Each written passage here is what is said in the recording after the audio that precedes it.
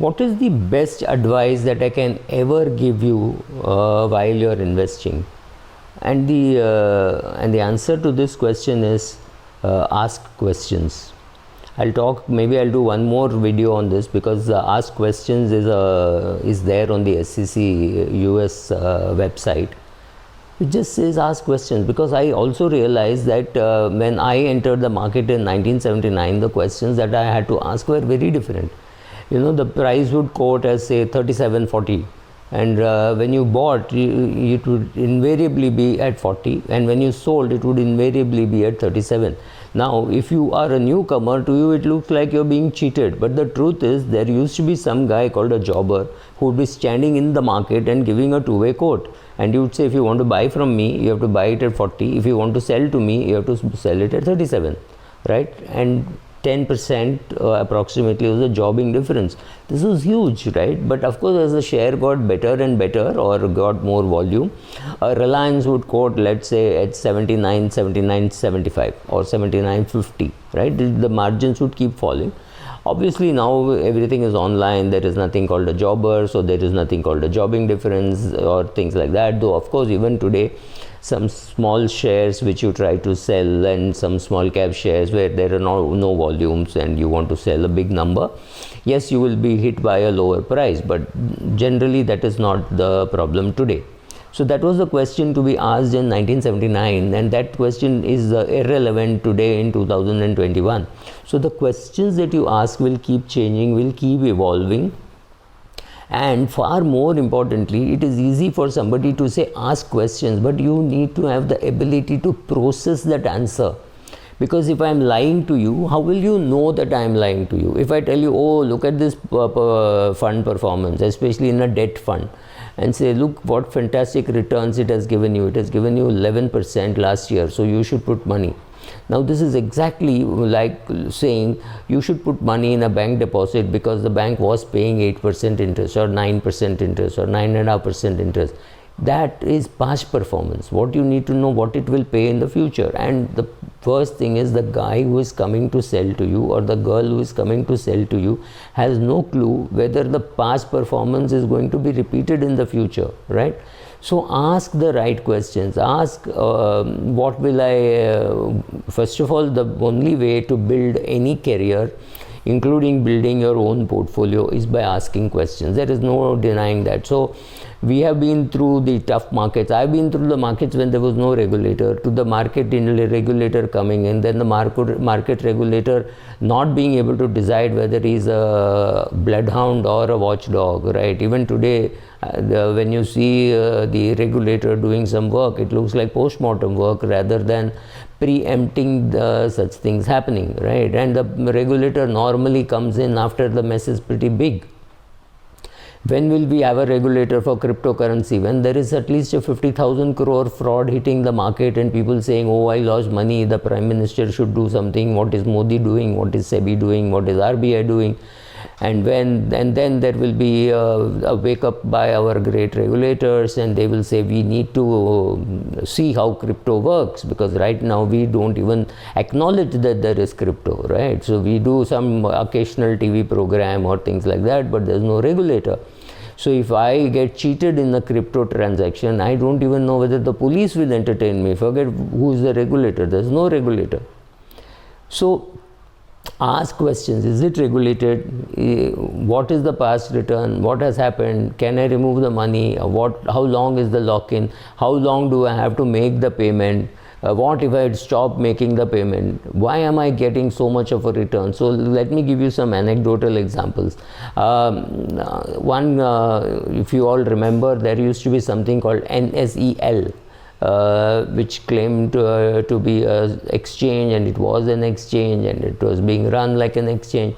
So one of the brokers of NSEL came to me and said, here is a fantastic debt product which will give you 12% a short return quarter on quarter. You have to renew your contract, but it is almost guaranteed that you will get 12% return.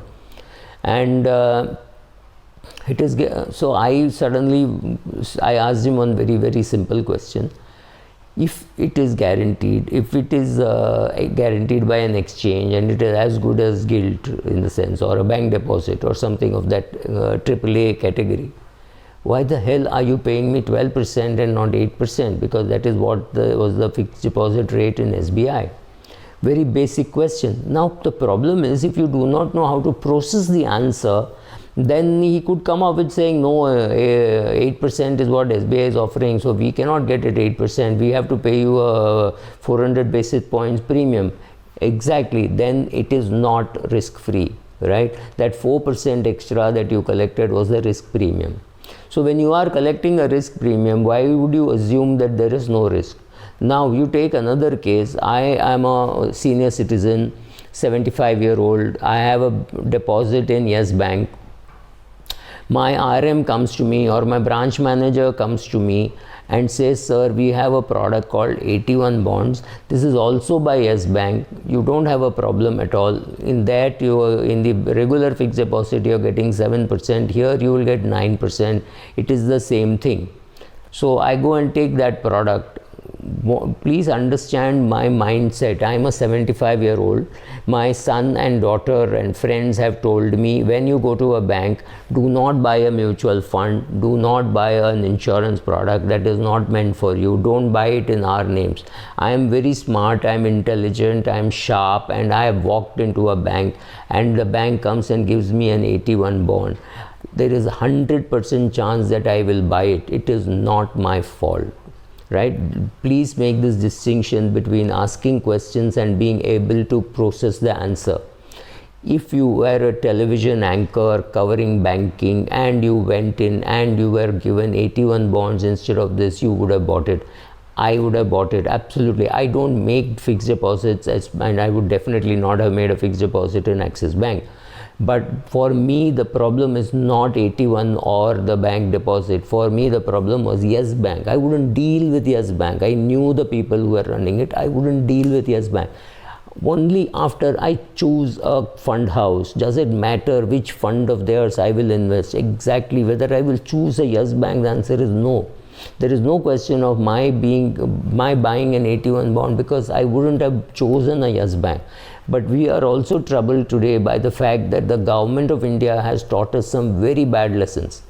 Balance sheets of many other banks today are much worse than Yes Bank, and still people think it is safe, and people are right, because the government of India will bail out a PSU bank immaterial of how much shit it is in. Look at the PSU banks regularly writing off 9,000 crores and 11,000 crores and having frauds and things like that. They will be funded perennially. That makes it risk-free till the date when they decide not to fund it. What happens on that day? The same anchors who tell you should be keeping money in good, safe PSU banks will have to change their view. It is not their fault. Their view will change because the government of India is saying, I will not support you beyond this point. Will that happen? Can that happen? I don't know. If I have my money already in a sinking PSU bank and the government decides to withdraw support, what happens? Am I wrong? Am I wrong in telling you keep your money in a PSU bank, it will always be bailed out by the government? That is what has happened in the last 40, 50, 70 years that we know of nationalization, right? It's not even 70 years, because nationalization happened only in 69-70. Every weak bank's fixed deposit has been protected. Yes Bank fixed deposits got protected, AT1 bonds didn't get protected, and I think that is really sad and almost illegal. But if you don't have the ability to process the answer, what are you going to do asking the questions? But I will be doing some more videos on what questions to ask. How to process that answer is something which you have to learn on your own. I can give you 100 top questions, but I can't give you 100 answers which will come, because there could be 10,000 answers, and for each the response has to be different. The only savior for you in the market, whether it is a doctor or pharmaceutical or a financial product or food item, is to learn to understand, to read the labels, understand the labels, and realize that in life you need only 4 or 5 products, and there are 99,995 products which you can just ignore. Unless you're a journalist or a blogger and have to talk about crypto, then I have to learn. But I don't need to learn crypto if I'm not going to ever invest in crypto. So understand what protects you. These are all the things protecting you. But yes, asking questions is a very good thing. So we will do some more episodes on that. Thank you.